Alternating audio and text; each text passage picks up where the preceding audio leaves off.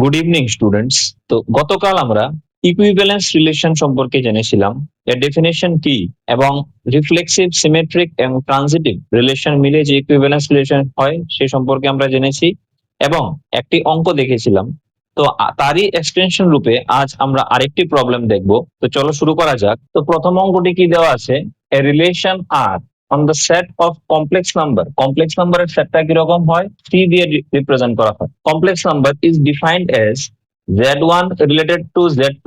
রিলেশনটা কি, z1 minus z2 by z1 plus z2 is real. এটা রিয়েল হবে। So that r is an equivalence relation. এই যে r, এটা ইকুইভ্যালেন্স রিলেশন হবে, অর্থাৎ এটা রিফ্লেক্সিভ হবে, সিমেট্রিক হবে, ট্রানজিটিভ হবে। তো তোমাদের কমপ্লেক্স নাম্বার সম্পর্কে একটু ধারণা দিয়ে রাখি। যখন আমরা কমপ্লেক্স নাম্বারের চ্যাপ্টারে ঢুকবো তখন আমরা ডিটেল স্টাডি করব।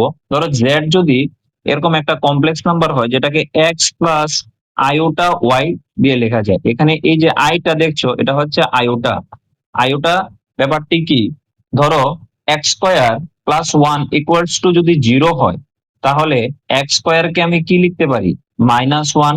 এবার এটার যদি স্কোয়ার রুট করি তাহলে এখানে square root of minus one, এই স্কোয়ার রুট অফ মাইনাস ওয়ানটি হচ্ছে আইওটা। কারণ স্কোয়ার রুটের মধ্যে যদি মাইনাস থাকে তাকে আমরা রিপ্রেজেন্ট করতে পারি না পিওর নাম্বার হিসেবে, রিয়েল নাম্বার হিসেবে, তাকে আমরা ইমাজিনারি নাম্বার হিসেবে রিপ্রেজেন্ট করতে পারি। তাহলে যদি একটু গ্রাফিক্যাল রিপ্রেজেন্টেশন দেখি, দেখো এটা হচ্ছে কমপ্লেক্স নাম্বারের ক্ষেত্রে এটা হচ্ছে আরগান ডায়াগ্রাম। তো কোঅর্ডিনেট গ্রাফ যেটা থাকে সেটাই কমপ্লেক্স নাম্বারের ক্ষেত্রে আরগান ডায়াগ্রাম বলে আমরা বিবেচনা করে থাকি। ধরো এখানে একটা পয়েন্ট আছে 1 2 3 এবং এখানে হলো 1 2 3। তাহলে কিভাবে যাব আমরা, 0 থেকে 1 2 3 গিয়ে 1 2 3, যখন এখানে বসবো তখন এটা কোঅর্ডিনেট হবে 3,3। ঠিক কমপ্লেক্স নাম্বারের মধ্যে এই যে এক্স এক্সিসটা এটা হবে রিয়েল এক্সিস, উপরের দিক এই যে ওয়াই এক্সিসটা সেটা হবে ইমাজিনারি এক্সিস, ইমাজিনারি অ্যাক্সিস। তাহলে এই যে পয়েন্টটা হবে, এই পয়েন্টটা কমপ্লেক্স নাম্বারের ক্ষেত্রে আমরা এভাবে রিপ্রেজেন্ট করবো, z ইকুয়ালস টু 3 + 3 আইওটা। মানে এক্স অ্যাক্সিস বরাবর যেটা কোঅর্ডিনেট গ্রাফের মধ্যে 3,3 দিয়ে রিপ্রেজেন্ট করব অর্ডার পেয়ারে, সেটাই কমপ্লেক্স নাম্বারে 3 + 3 আইওটা হয়ে যাবে। মানে আইওটা দিয়ে বুঝলাম আমরা কি, imaginary axis along imaginary axis এটা 3 ঘর যাবে, আর along x axis real axis বরাবর এটা 3 ঘর যাবে, গিয়ে এখানে এসে বসবে। তো আশা করি তোমরা ব্যাপারটা বুঝতে পারছো। তাহলে এখন z1 কি বলেছে, রিলেটেড টু z2 এরকম ভাবে যে এটা রিয়েল হয়। তাহলে যদি আর কে রিফ্লেক্সিভ হতে হয় তাহলে রিফ্লেক্সিভের আমরা কি শর্ত পেয়েছিলাম, আমরা পেয়েছিলাম যে এ যদি কোনো একটা এলিমেন্ট হয় এ সেট থেকে, তখন যদি এ রিলেটেড টু এ হোল্ড করে তখনই আমরা বলে দেব আর ইজ রিফ্লেক্সিভ, এরকম বলে দিয়েছিলাম। তাহলে ধরো z1 একটা এলিমেন্ট নিলাম, এবার z1 রিলেটেড টু z1 হবে কিনা আমি এটাকে একটু চেক করে নিই।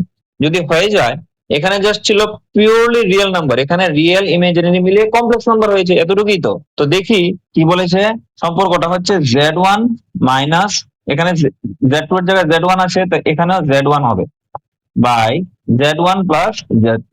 তাহলে z1 থেকে z1 মাইনাস চলে গেলে কত, কমপ্লেক্স নাম্বারই হবে। ধর এটাকে যদি আমি x1 প্লাস আইওটা y1 মাইনাস এটা কত হবে x1 আবার আইওটা y1, তো মাইনাস করলে কি হবে x1 plus আইওটা y1 minus x1 minus আইওটা y1, এটা হবে। এটা এটা ক্যান্সেল, এটা এটা ক্যান্সেল, আলটিমেটলি কত হয়ে যাবে, 0।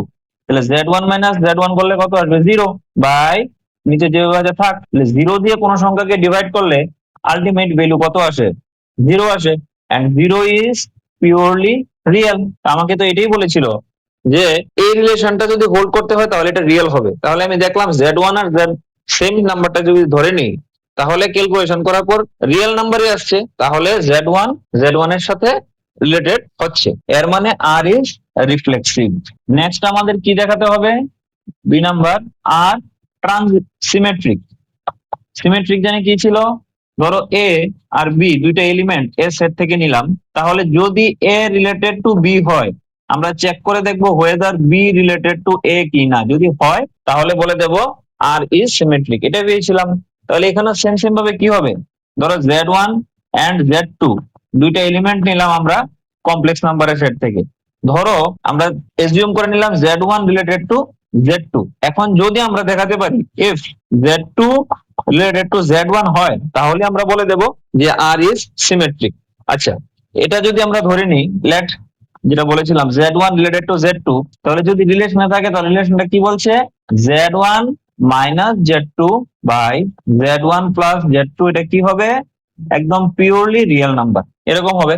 আচ্ছা, তো ধরো যদি এটা পিওরলি রিয়েল নাম্বার হয় তাহলে কত লিখতে পারি, Z1 minus Z2 by Z1 plus Z2, এটার মধ্যে তো কোনো ইমাজিনারি নাম্বার আসবেই না, তাহলে এটাকে আমি ধরো লিখলাম আমি এটাকে 5, এরকম লিখতে পারি কারণ এটা রিয়েল নাম্বার।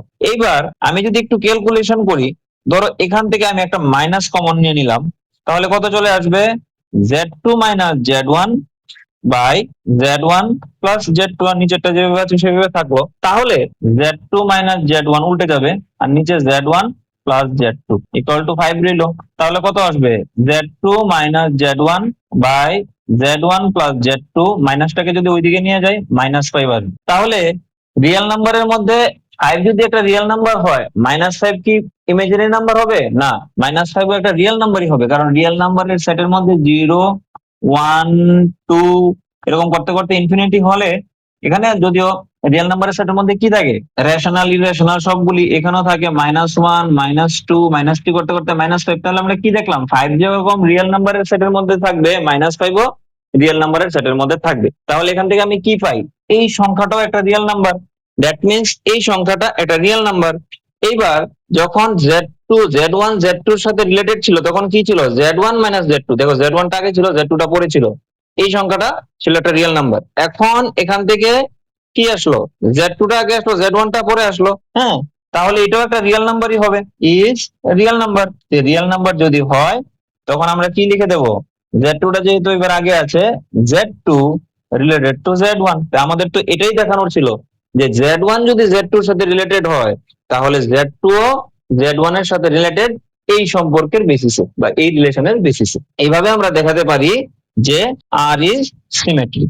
নেক্সট আমরা কি দেখাতে হবে, আর ইজ ট্রানজিটিভ, এন্ড Z2 যদি রিলেটেড টু Z3 হয় তাহলে আমাদের দেখাতে হবে Z1 রিলেটেড টু Z3, এইভাবে। তাহলে Z1 রিলেটেড টু Z2 যদি হয়, এখানে কি দেওয়া আছে, Z1 minus Z2 by Z1 plus Z2 কি হবে, রিয়েল হতে হবে।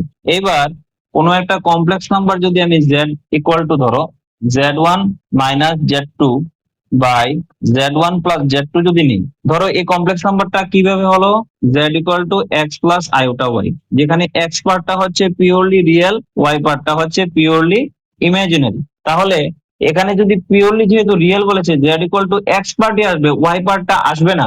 এটার জন্য আমরা এভাবে নিতে পারি, Z bar equal to minus Z, যদি করি তাহলে পিওরলি রিয়েল আসবে। কিভাবে, দেখো Z যেটা ছিল এটা কি ছিল, এক্স প্লাস আইওটা ওয়াই, তাহলে Z বার কি হবে, এক্স প্লাস আইওটা ওয়াই এর কনজুগেট, এটা Z মাইনাস আইওটা ওয়াই।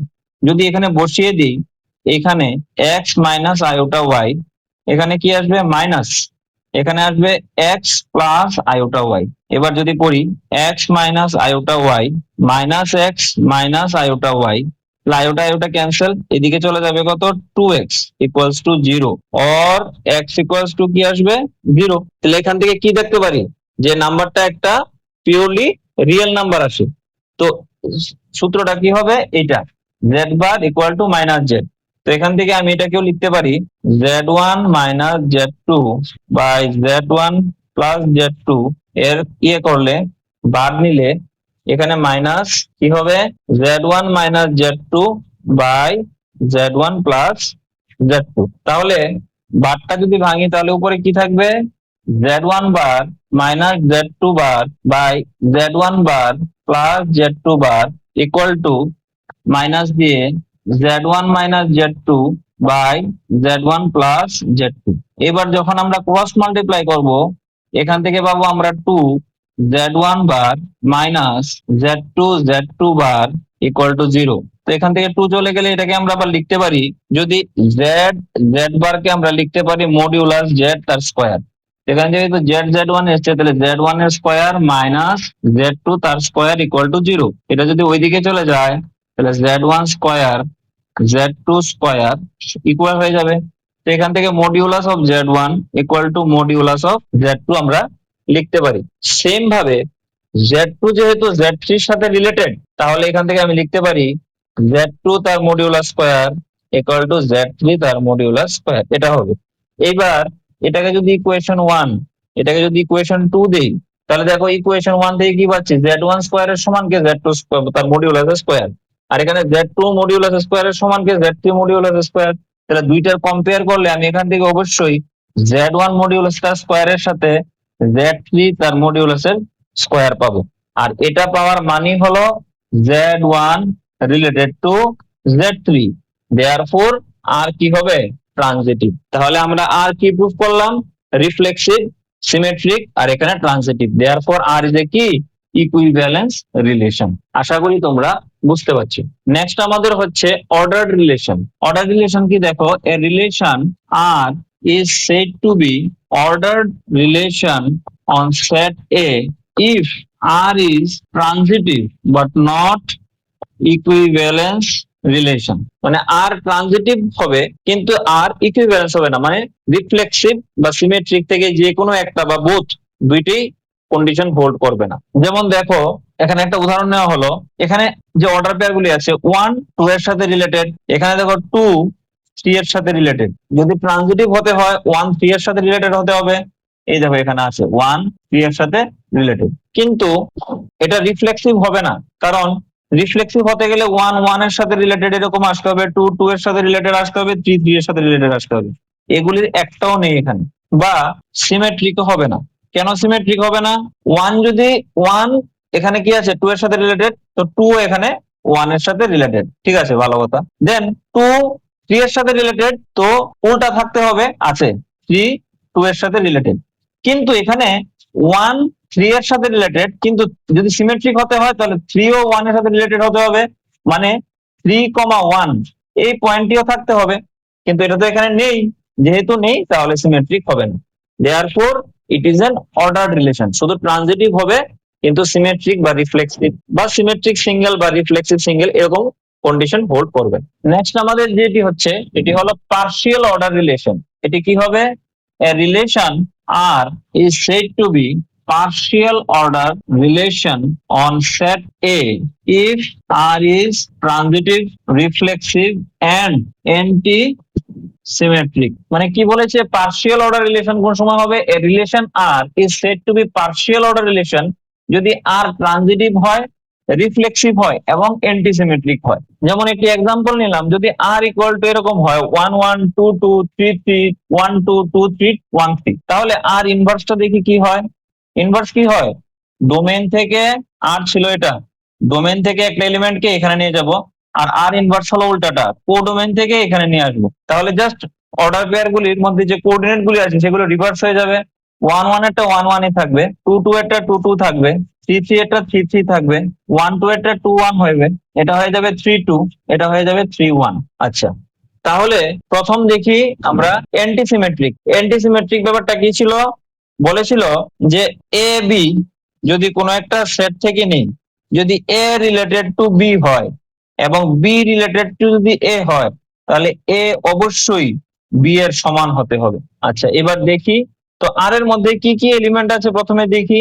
তাহলে আর যে সেটটি থেকে নেওয়া হয়েছে এ সেটটি, এর মধ্যে কি কি এলিমেন্ট আছে দেখি। দেখো এখানে 1 2 আর 3, এখানে তিনটি এলিমেন্টই আছে। এই তিনটি এলিমেন্ট দিয়ে এ ক্রস এ থেকে এই আর সেটটি নেওয়া হয়েছে, সাবসেটটি নেওয়া হয়েছে এ ক্রস এ থেকে। তাহলে এখন দেখো 1 1 এর সাথে রিলেটেড, আবার উল্টা যদি করি 1 1 এর সাথে রিলেটেড, মানে এটা এটার সাথে রিলেটেড, তো এটা এটার সাথে রিলেটেড, তাহলে 1 কি 1 এর সমান, ইয়েস 1 1 এর সমান। তাহলে কি আসবে, 1 1 আসবে। সেম ভাবে 2 2 আসবে, 3 3 ও আসবে। কিন্তু 1 2 এর সাথে রিলেটেড আর 2 তো 1 এর সাথে এখানে নেই রিলেটেড, এখানেও নেই এখানেও নেই। তাহলে এটা এখানে যদি আমি আর ইন্টারসেকশন আর ইনভার্স করি, তাহলে কি কি এলিমেন্ট আসবে, এটা এটা এটা এটা এটা এটা, এগুলি সেম সেম এলিমেন্ট। এবং এইটা দেখো আইডেন্টিটি এলিমেন্ট, আইডেন্টিটি রিলেশন নিয়ে আসছে। আইডেন্টিটি রিলেশন কি ছিল, 1টা 1 এ যাবে, 2টা 2 এর সাথে যাবে, 3টা 3 এর সাথে রিলেশন করবে। তাহলে এখানে তো তাই আসছে। দেয়ারফর আমরা এখান থেকে বলতে পারি আর ইজ অ্যান্টিসিমেট্রিক। সেম ভাবে আর এর মধ্যে এই সেট গুলো, এই এলিমেন্ট গুলো আছে 1 1 2 2 3 3, এবং এই এলিমেন্ট গুলি নিয়েই তো এস সেটটা গঠিত 1 2 3 বলেছিলাম আমরা, তাহলে এর প্রত্যেকটা এলিমেন্টের same x coordinate y coordinate নিয়ে আর সেটটা গঠিত। তাহলে কি হবে, আর ইজ রিফ্লেক্সিভ। আর কি দেখাতে হবে, আর ইজ ট্রানজিটিভ। তো ট্রানজিটিভ হতে গেলে দেখো এখানে কি হয়, 1 2 এর সাথে রিলেটেড, 2 3 এর সাথে রিলেটেড, তাহলে 1 3 এর সাথে রিলেটেড আছে কিনা, আছে, বাস। আর তো কোনো অসুবিধা নেই। যে দুইটা এখানে দিয়ে দিয়েছে ওই দুইটাকে বাদ দিয়ে এইটার মধ্যে রিলেশন আছে কিনা, এই সেটটা আছে কিনা, এখানে আছে, যেহেতু আমরা বলে দেব আর ইজ ট্রানজিটিভ। তাহলে since R is transitive, antisymmetric and reflexive, তাহলে আর কি হবে, একটা পার্শিয়াল অর্ডার রিলেশন। এখন লাস্ট আমরা একটা জিনিস পড়বো, কম্পোজিশন। ধরো এ বি সি আমরা তিনটা সেট নিলাম, আর এ ক্রস বি থেকে একটা relation set, S B cross C থেকে একটা রিলেশন সেট। তাহলে এস কম্পোজ আর যদি করি, এর ইনভার্স করি, ডিমর্গানস ল এর মতো উল্টে যাবে, আর ইনভার্স এস ইনভার্স হয়ে যাবে। মানে এখান থেকে এটা কি দেখা যাবে, যদি এ রিলেটেড টু বি হয়, যদি বি রিলেটেড টু সি হয় এস দ্বারা, তাহলে এ সি এর সাথে রিলেশন হবে কোন সম্পর্ক দ্বারা, এস কম্পোজিশন আর, এই সম্পর্কের দ্বারা। যদি আমি একটু ছবি দিয়ে দেখি, ধরো এখানে এ আছে, এ বি এর সাথে কি দিয়ে রিলেটেড, আর দিয়ে, বি সি এর সাথে কি দিয়ে রিলেটেড, এস দিয়ে, তাহলে এ সি এর সাথে রিলেটেড হবে এস কম্পোজ আর দিয়ে। যেমন এখানে একটা অঙ্ক দেওয়া আছে, let R be the relationship set such that R is 1, 4, 3, 7, 1, 4, 3, 7, 4, 5, 4, 6, 7, 6। তাহলে R ইনভার্স কম্পোজিশন আর ইনভার্স কত হবে? তাহলে প্রথমে ডোমেইন অফ আরটা কি হবে আগে দেখে নিই। আর এর ডোমেইনটা 1 3 4 আর 7। সেম ভাবে রেঞ্জ অফ আর এর রেঞ্জটা কি হবে, 4 5 6 আর 7। এইবার যদি আমি একটু ছবির দ্বারা দেখি, ধরো এখানে ডোমেইনের মধ্যে কি কি আছে, 1 2 4 আর 7। এবার দেখো 1, এটা ধরো এ বি, তাহলে এ কম্পোজ বি হলে, আর এটা ধরো সি, এরকম। তাহলে 1 রিলেটেড হচ্ছে কার সাথে, ধরো এখানে 4 এর সাথে। আবার 3 কম্পোজ হচ্ছে কার সাথে, 3টা যাচ্ছে কার সাথে, 7 এর সাথে। 4টা যাচ্ছে কার সাথে, 5 এর সাথে, এভাবে। দেন 4টা যাচ্ছে আবার কার সাথে, 6 এর সাথে। এবার 7 যাচ্ছে কার সাথে, 6 এর সাথে। তো এদিক থেকেও তো আবার যাবে, তো এদিক থেকেও হয়ে যাবে আবার 1 3 4 7। তাহলে 1 দিয়ে দেব, 3 দিয়ে দেব, আর 4 7 তো অলরেডি আছেই। তাহলে এখন দেখো এখানে সেম ভাবে আবার 1 যাচ্ছে কার থেকে, এদিকে যেরকম আর নিয়ে যাচ্ছে এখানেও তো আর নিয়ে যাচ্ছে। তো 1 যাচ্ছে কার সাথে, 4 এর সাথে। 3 যাচ্ছে কার সাথে, 7 এর সাথে। 4 যাচ্ছে কার সাথে, 5 এর সাথে। 4 যাচ্ছে কার সাথে, 6 এর সাথে। 7 যাচ্ছে কার সাথে, 6 এর সাথে, এভাবে যাচ্ছে। তো আমি বলছি এ থেকে সি কি পেয়েছিলাম, এস কম্পোজ আর, মানে এদিকেরটা আগে হবে এস কম্পোজ আর, এ আর দেন কম্পোজ এ আর, এটা হবে। তো আমাদের চেয়েছে কি, আর কম্পোজ আর ইনভার্স। তো আমি একটু আগে দেখেছিলাম এস কম্পোজ আর, এর ইনভার্স কে আমি কি লিখতে পারি, আর ইনভার্স এস ইনভার্স। তো আমাকে এখানে যদি এস এর জায়গায় আর দিয়ে দেয়, এখানেও এস এর জায়গায় আর হয়ে যাবে। আর ও আর এর ইনভার্সটা বার করলে হবে। তো এখন দেখি আর ও আর কত হয়, আর কম্পোজ আরটা কত হয়। তাহলে আর কম্পোজ আর, দেখো প্রথম যখন 1 ছিল, 1 গেছে কার সাথে, 4 এর সাথে। 4 যাচ্ছে আবার কার সাথে, 5 এর সাথে। তাহলে 1 5। সেকেন্ড 3 যাচ্ছে কার সাথে, 7 এর সাথে। 7 যাচ্ছে আবার কার সাথে, 6 এর সাথে। তাহলে 3 6। আচ্ছা, এবার আবার একটা দেখো, 1 যাচ্ছে 4 এর সাথে, 4 গিয়েছিল 5 এর সাথে, আবার 4 তো 6 এর সাথেও যায়, তাহলে এটা হবে 1 6। এইবার 4 যাচ্ছে 5 এর সাথে, কিন্তু 5 এর পরে আর নেই, যাচ্ছে না। 4 যাচ্ছে 6 এর সাথে, 6 এর কারোর সাথে যাচ্ছে না। 7 যাচ্ছে 6 এর সাথে, 6 হওয়া কেউর সাথেই যাচ্ছে না। তাহলে আলটিমেটলি শুধু এগুলি থাকবে। এবার আমাদের তো এইটা বার করতে গেলে এটার ইনভার্স লাগবে, ইনভার্স মানে উল্টাটা। তো আর ও আর এর ইনভার্স যদি বার করি, তাহলে এগুলি কি হবে, উল্টে যাবে। 5 1 6 3 6 1, এইটাই হবে আর ইনভার্স কম্পোজ আর ইনভার্সের ভ্যালু। তো আশা করি অঙ্কটা বুঝতে পারছো। তো মোটামুটি আজকে আমরা কম্পোজিশনটা ব্যাপারেও জানলাম। তো নেক্সট দিন আমরা অন্য কিছু সম্পর্কে আলোচনা করব। যদি ভিডিও ভালো লাগে তাহলে লাইক করতে পারো। Thank you.